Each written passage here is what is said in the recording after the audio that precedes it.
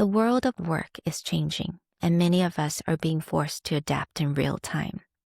In this episode, Christine opens up about her transition from journalism to entrepreneurship and what it really takes to build something of your own in an uncertain AI-driven job market. This conversation is about claiming your identity, embracing change, and stepping fully into your role as a leader.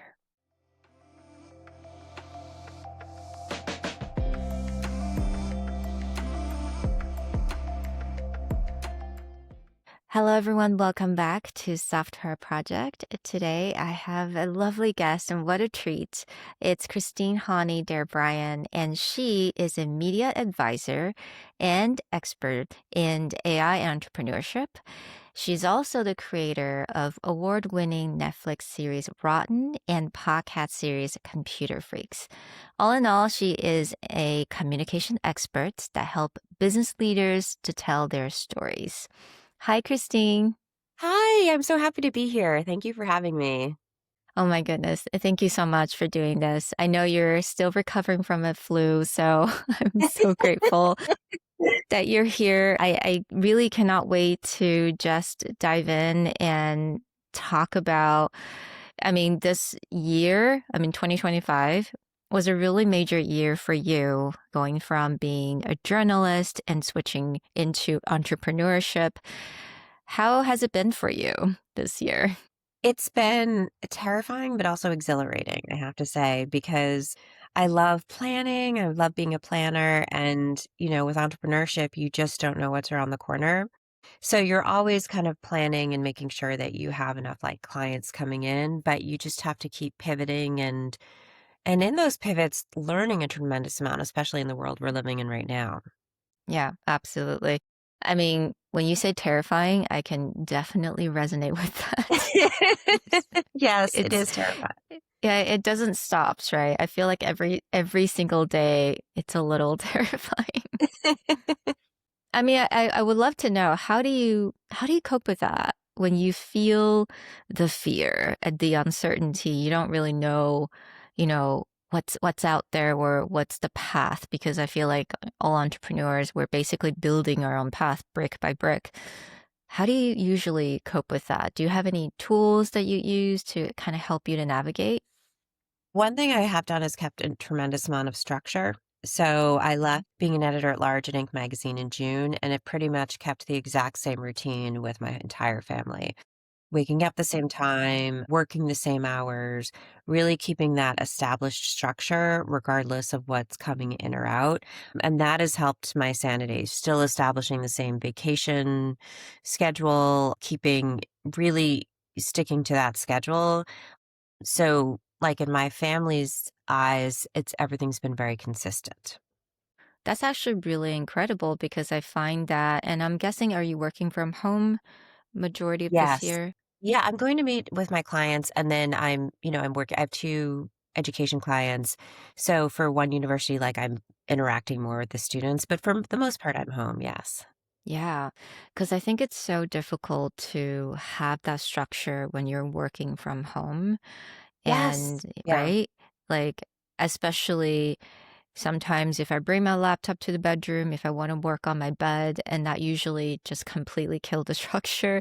Um, so do you have like Yeah. a specific place that you work? And then once you're out of that place, then, you're not doing work? I have a little home office nook. I also have invested in those headphones that people wear in the mines to block out all sound. And I start every day with a to-do list broken down by you know, projects I'm working on, meetings I had, and then anything kind of extra or to do that involves my family so that they're really established three different kind of categories. Wow. Okay. You have to share that list with me. I think I definitely need that, because I felt like last year for me was a lot. I felt like last year was me chasing all these different meetings because I was working in the corporate environment, Yes. right? And this year I don't have these meetings to structure my day anymore. I've also structured my progress. I've tracked what I've done. like logged who I've met with, how many meetings I've had. That's something that is easy to neglect and forget about once you're like chasing, you're on the next deal. But I've tried to keep that pretty much to show like how far I've come because there's days where you feel like you haven't moved, but you have moved. You just need to look back at your Google Doc that shows you that. Mm.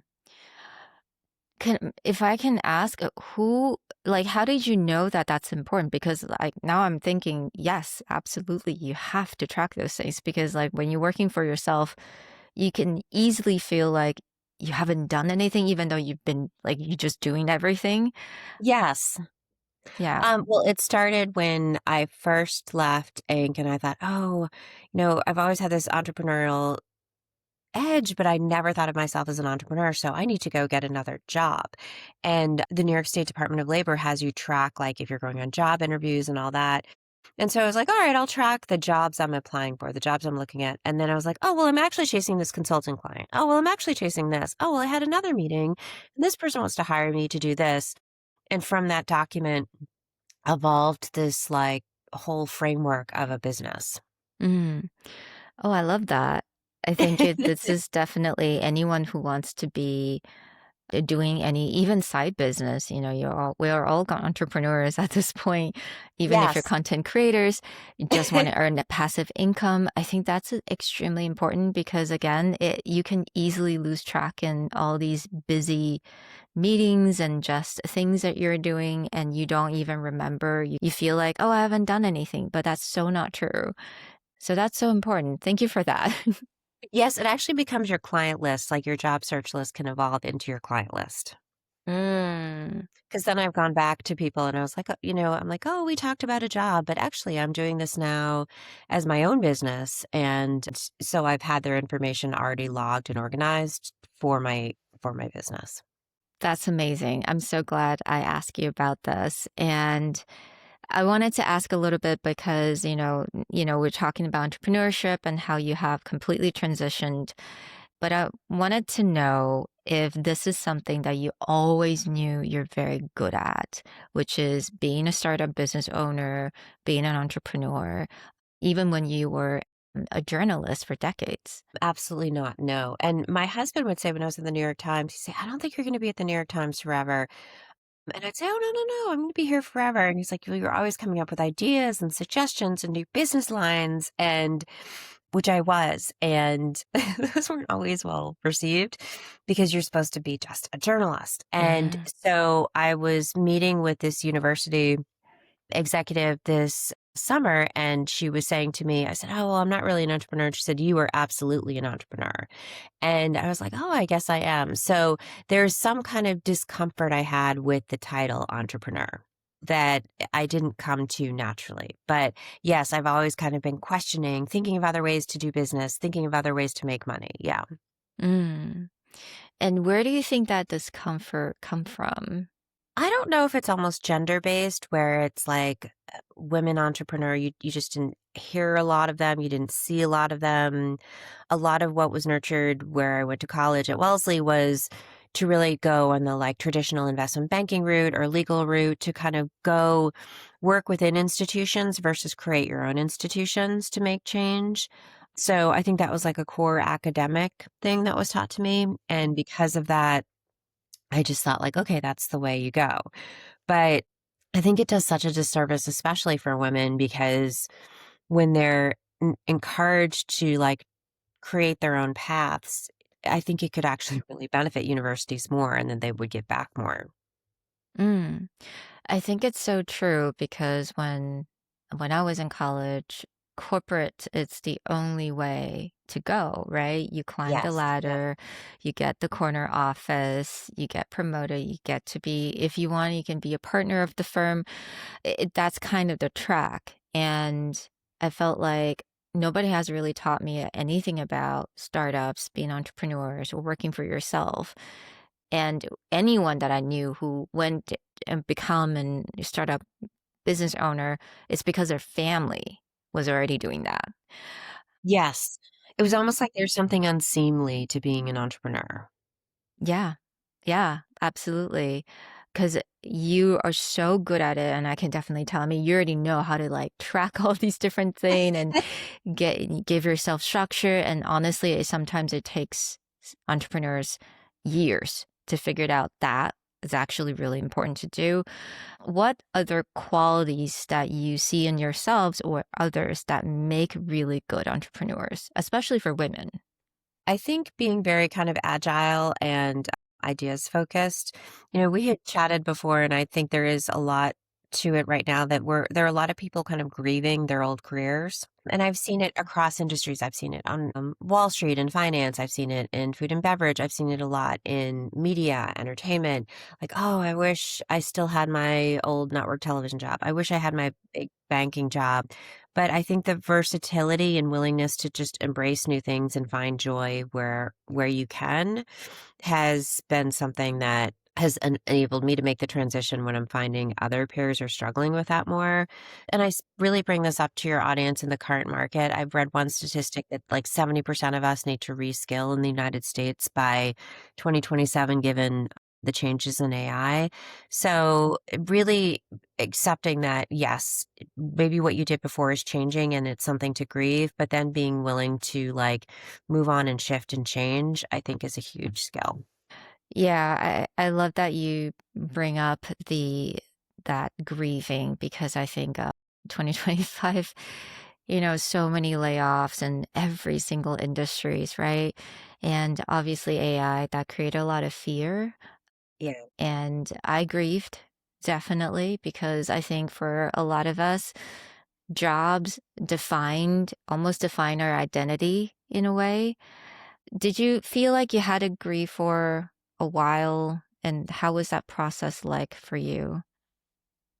I feel like I was grieving for a while, but I was kind of grieving before I even left because I knew the industry had changed so much and you could kind of see that playing out before me. And so I will say that getting through the grief and trying different things really helped with the healing process. Instead of Mm, just being in the grief, I started mentoring students, entrepreneurs at this local university. I started taking part in AI hackathons and pitch competitions.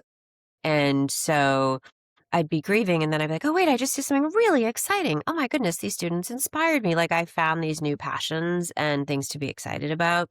So kind of propelling me out of that place really helped. And I would encourage any of your listeners who are going through this experience to just find something that they enjoy, and that kind of mm, propels you into all these other places.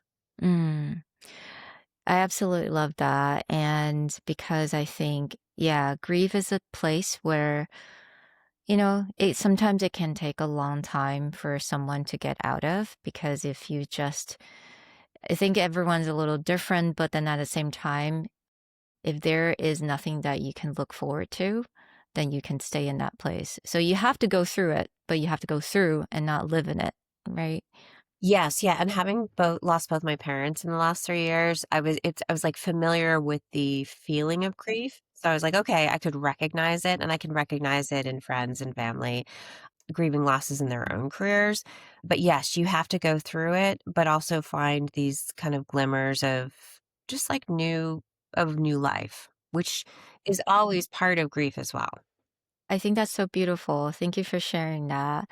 And I do feel like even in going into 2026, that's something that we're just going to have to embrace. And I love it that you mentioned, opening yourself up to new opportunities, to new things, and just really embrace that instead of fearing, because I think that uncertainty itself can actually be really crippling. Yes, I agree with you. Now I've really plunged myself into AI. And once you're really immersed in it, you're like, okay, this is what I should. Well, I won't say I fear it because I just like I'm understanding it and that just Mm, understanding my new place in the world in relation to it. And that really has actually taken away a lot of fear, which you do hear a lot of fear of AI. yeah, absolutely. And I think what I'm seeing and hearing from you is that you have a lot of curiosity towards things that's unknown. And I'm wondering if that is something that you carried, especially when you were creating these beautiful stories and award-winning podcasts and Netflix series because you're so curious about things that you didn't know and building and connecting the dots. That's like a great insight and point. Yes, I'm super curious. And having both my parents passed away of dementia, and, at the Mm. end, you see this major memory loss. But one thing I found very comforting is that even if you lose your memory, you don't lose your curiosity. Mm. And I was like, okay, so I could always be curious Oh. in life. And yes, like I'm super curious about the world of AI and how it's changing. And I'm super curious about the students I'm working with. And one of my projects, I'm working with Columbia Business School, and I'm like walking around the school and meeting professors and learning their research. And it's so exciting. And I would never have known a year ago that I would have been doing this. Mm. And do you think you will ever create another masterpiece that you had before? Are you still continue with Computer Freaks? Computer Freaks, I am working on. I just got the intellectual property to the whole series. So my next step is to kind of rebuild that RSS feed. And then I've sold another podcast which involves my mom. And so that's with lawyers right now. So yes. And I can see like what I'm going to be working on these passion projects really over like the next decade, I would expect. That is so incredibly exciting. I mean, there's so much to unpack there. You're doing consulting work, you're talking to university, but you also have this passion project that's going to take, I'm sure, a lot of time, a lot of effort. How do you go about to structure that time and plan? Because I do realize that a lot of us, especially women, we are becoming content creators. We want to have that passive income. We're opening up ways to earn more money. But that means we have so many things and projects on our plate. How do Yeah. you how do you navigate that? Because I feel like you're very good at structuring things. Your questions are fantastic. So, one other thing also becoming an entrepreneur is I was spending a lot of time chasing money and chasing being paid. My university clients have been more consistent and pay more consistently. So, I have two core university clients. I have an AI startup that I'm an advisor to. I have another client, which I'm doing freelance work, projects here and there. Then I have my podcast. So I have something like 31 hours a week of like paid consulting work coming in. And then the podcast project, I'm trying to structure when there are quieter times in my academic work. So I did a bulk of reporting actually like a year ago, and we'll probably dive in right before the semester takes off. So, in terms of structuring my time for 2026, kids will go back to school. I'll work a bit on the podcast, then kind of delve into the academic schedule, get that really kind of in place, and then revisit the reporting as I go. But I would warn everyone that think of a mix of clients who are paying their bills so that you're doing actual work, you're not just chasing money. And in the current climate, I'm finding academic institutions often have been more consistent than businesses who are really facing headwinds right now. And when you're being offered work, I'd also, in terms of thinking about your time, really think about how you're going to be paid. There's a lot of people I know Mm. who say they're working for free right now. And like our time is very valuable. You don't want to do that. Be careful with also people saying like, oh, I'll pay you commission based. Well, is it actually going to pay off? Because that you could spend a lot of time chasing things that result in nothing. So spend as much time on looking at your sources of income and how reliable people are at paying, then also like the client and the project. They're just as valuable factors right now. Right. I love this because I don't think people are talking about this enough. And it's definitely has to come from someone who had a lot of experience. But I think what you're saying, it's so right. You absolutely need to have that foundation, right? Someone who's paying you consistently so Yes. you're not Yeah. stressing about your next paycheck. And I know how that feel, especially when you're entrepreneur, especially if you're working as consultant, because sometimes talking about contracts can take months, right? Yes, it takes Right? months. Yeah. A lot of the business development that, so I have my, 31 hours of work, and then I have the time for the podcast and then chasing business development. That's really like the kind of thing that I'm Yeah. doing. It's very time intensive, but I am hearing from many people in many industries that they're just chasing getting paid and that that's like comment right now. So make sure you have a mix of people who actually pay you. When you're chasing, I think a lot of times in that mentality, fear can override a lot of things, especially the quality of the service that you wanted to provide, exactly what you want to provide. When I felt like I had to bring in money right away, desperation comes. And desperation comes sometimes that means I may do things that I don't exactly wanted to do, or I am cutting my own corners, not exactly like clients' corners, but more like, oh, maybe I should just do like a cheaper service, but I don't need to work as much. But then that didn't feel good at the end of the Yes. day. Yes. And if these are 2 points of advice that help, like one good friend cuts clients off after 20 minutes before and says, like, this is what I start getting paid for. And it is Mm. something to really keep in mind, especially if you're a female entrepreneur, because people will take your information for free. And so set a timer like next to your computer when you're on a call and be like, okay, this is what I start getting paid for. This is my rate, and be prepared to walk away. But you're right. I felt like I had this huge moment 2 weeks ago where I turned down my first client. I was like, I don't have a good feeling. I just would rather not sign this contract and not work with you. And so that getting to that place where you have core clients who pay you and then and you like them and you work with them and then you can turn away business you don't have a good feeling about is a very empowering feeling. 100%. And I feel like this is really when I get to build boundaries and actually know what that looks like, because you have to recognize your own worth, right? Yes. Yeah. And advocating for yourself and say, no, I'm not going to do that. How did you balance that? Was that something that you already kind of used to, or did you kind of had to practice a little bit? Taken a lot of practice because, when you come from jobs where you're paid like a full employee salary, you're less conscious of every moment and every hour. Then you look at the end of the day and you're like, "Oh, wait, what did I earn from all of that kind of knowledge that I gave?" And I will say that I did get burned a couple times with, like, giving out too much of my knowledge and too much of my time. And when you have a family, you just can't do that. So you have to be really cognizant of your giving self because I'm such a like giving person. Like I, love helping people and being useful. But that is something that we're talking about business. We're not talking about helping at our local soup kitchen. We should be paid for. Yeah. I often had to advise other consultants or coaches, and kindness does not equate to free services. Um, Yes.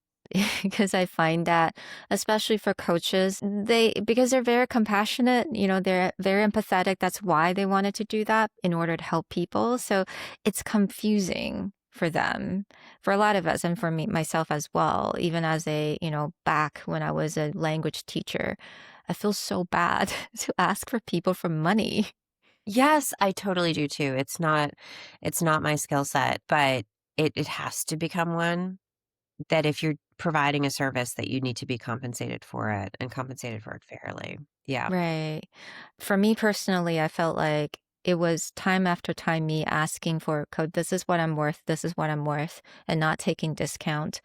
It was that practice that allows me to have more confidence in my own self-worth. Is there any other suggestions that you could provide the listeners, or, women that are starting to take on this entrepreneurship journey, that how do they ask for what they're worth? It's a really great question, and I spend a lot of time on, like, pricing. So come up with me for, provide a price for your services. That can be really kind of a gut-wrenching experience, like, "What am I worth? What is my time worth?" And I did have one client where I was like, "Okay, this is what I'm gonna charge you," but and the client walked away. But the hours I would have put in would have I wouldn't have come out ahead, but I'm still like, "Oh, should I have lowered my price?" But I did not lower my price. And then there's also the question of doing hourly versus project-based because I've worked on projects and then spent hours. I've underestimated how much education you have to do with clients in terms of also educating them on what media does and how things work. And so I would really caution your clients to spend a lot of time on pricing. And that can be start with like, okay, what does this service cost? Check with like, ChatGPT, start with AI, but also really check it with like a good network of friends. Like I was like, okay, this is my pricing for one project. And friend was like, oh, yeah, I can't get a client to pay that right now. The other thing I would assume or not assume is that just because you have a very wealthy client, a client with significant resources, I'm seeing this with a lot of like AI startups, or like my valuation is X. So you'll bring them pricing and they're like, "Oh, I don't want to pay that." And so even though they have a substantial resources, they're not always putting it towards like my service, a media. So, and then there are people with like a fraction of their resources who will pay you adequately. So expect with like your first clients, your early clients to really have to kind of figure out how much you're going to charge, how much you feel like you're worth, what you can live with. Do you want more of a standard rate versus a like individualized rate for each client? And really make sure you budget for your services that they're gonna call you up 10 times after the project's done and be like, "What about this? What about that? Oh, I have this." Not that you haven't finished your work, you've completed your work, but they just want more of your intelligence and don't wanna pay for Mm. Oh my goodness. Yeah, absolutely. 100%. it. 100%. And I think what you pointed out was so important is the bottom line. You got to know your bottom line, right?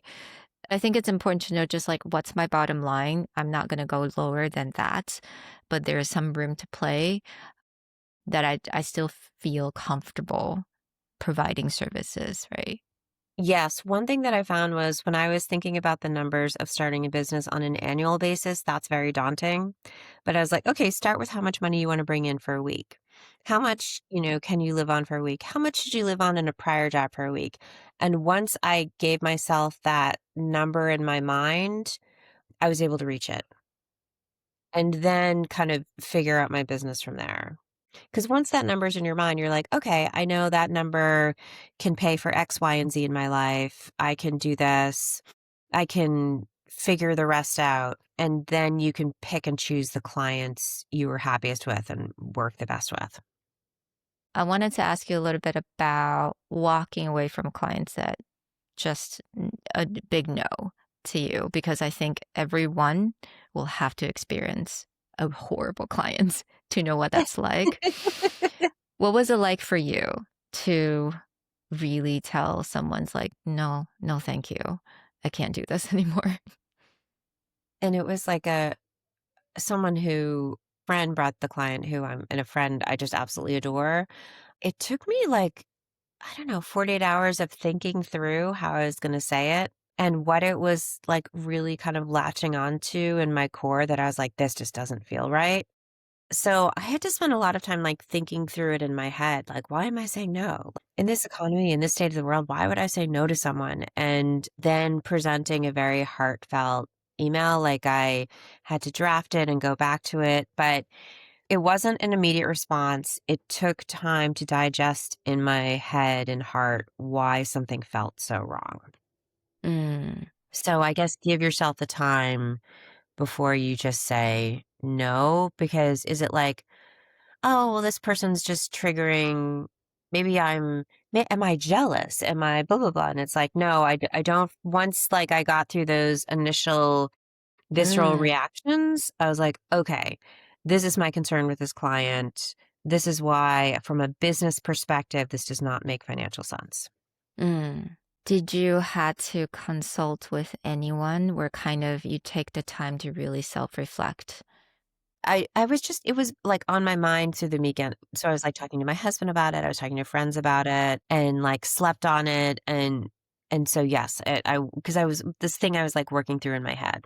I think it's important 100% that turning away someone that just doesn't feel good. I think maybe sometimes it is just a gut feeling that just it's off, right? The energy is off, the conversation is off, and the way they respond to certain things just doesn't feel right. Because I feel like as consultants, you have to be able to enjoy working with someone in the long Yes. run. I mean, I guess I felt like I was repeating bad habits of my career if I were to take on that client. And part of the reason we become entrepreneurs, part of the reason we start our own businesses is because we don't want to repeat those cycles we had before. And I was like, "Oh, I'm just repeating this cycle, and that's not healthy, and that's not going to help me evolve or progress as an entrepreneur." Mhm. I'm nodding my head so hard. That is so true. In 2025, I felt that so like a few times where I had to ask myself, wait a second, I walked away from that. Do I want to go back to exactly the same dynamic again? Yes. And if the answer is no, then it's a heck no. It's a hard, Yes. hard no, right?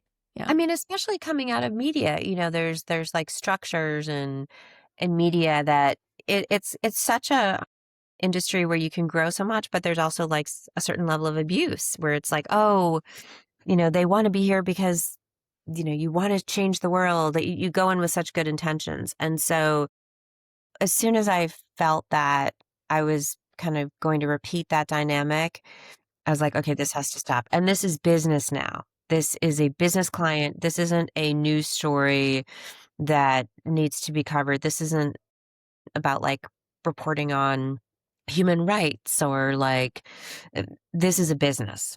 And so I don't Mm, need to repeat that cycle. yeah. Yeah, absolutely. I think when we see something that is it's like universe is like, okay, here's a little lesson. Do you want to go back? Like a little Yes, test for you, right? that's a really good point. Yes, like the universe was testing me. Yeah. I mean, I'm trying not to nod my head so so hard, but in my head, I am nodding like yes, yes, yes, exactly. 100%.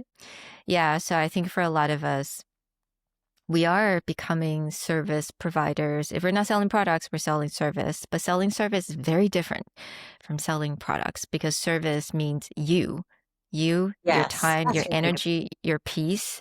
Holding that peace and protecting that is one of the most important thing. Yes. Yeah, Yeah. absolutely. But just going back to what you said before, I mean, really starting a structure with a business, whether it's like your to-do list, whether it's having an anchor client who helps structure you. I know when I started working with my first university client, they gave us access to like the gym and the pool. And I was like, okay, I'm starting my business. Here's my to-do list. I'm also going to carve out time to go swimming a couple days a week and take advantage of like the different resources. And all of those resources, like, expanded my mind and expanded my client base. Wow, a gym and a pool. I really need to go and talk to institution. I really have to do that. I'm just so curious because we hadn't had time to really dive into this, but you are an incredible journalist. I mean, do you miss that right now, or do you feel like you are still being a journalist, being an I feel like I'm entrepreneur? still being a journalist because I Yeah. have this podcast, but, what I did have to reframe was where my income was coming from, so I still have a passion project, and I'm really kind of picking and choosing what I will do. So I was able to retain that. It's a really good question because, like, I was on my LinkedIn, like, do I take off that I'm a journalist? Just say I'm a media advisor.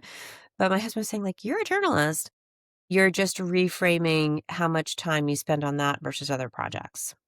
And I'm like choosing battles in a different way. So the journalism project I'm doing now, like I'm working on making sure I own the IP. It's something that I'm framing over the next decade. So I haven't given up my passion. It's just as strong as ever. But I also haven't given up my like belief in fighting for myself. You have an incredible year. I mean, we started this conversation about the podcast beginning of this year. Yes. And end of the year, we're finally doing this, but I know that there's so much had happened, and also you're just growing incredibly. You're taking on so many different roles and projects. It's incredibly exciting. And yeah, you are a fantastic entrepreneur. I agree Oh, 100%. thank you. Um, what I need to do is to actually listen to this again and write down all the key points, because I think anyone is new to this, use that. Use these points because that's the master class. Thank you. So I asked this to all the guests. Is their definition of soft power? So I'm wondering, what's your definition of soft power, and especially when it comes to entrepreneurship? My definition of soft power would really involve like not giving up and being very persistent. And you don't have to be loud, you don't have to be the loudest one in the room, but you just have to be kind of quietly persistent and keep going and really try not to compromise your standards.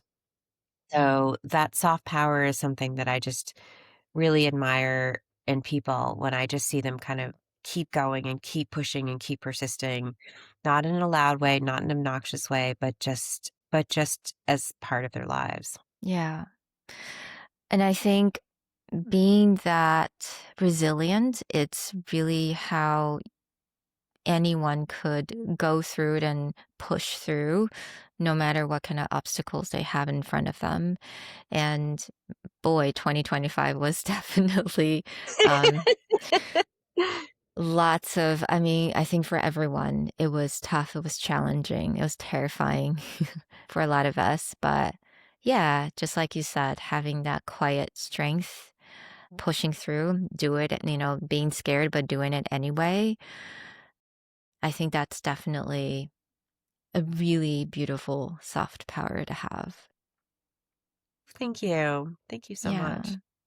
I just wanted to say thank you so much for today. I am so glad that you're able to just share with us, so much insight about being an entrepreneur, especially when we're providing services instead of products. And I wish that I really want to do like a part two, specifically talking about storytelling, because that's a really big passion of mine as well.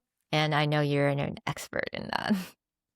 Love to do that. And I didn't Yeah. realize how much storytelling has to do with entrepreneurship. I was talking to someone who said, how could a journalist become an entrepreneur in residence? And I was like, it's all storytelling. When you really sit down with an entrepreneur, they're really just trying to tell their story through their product or their service.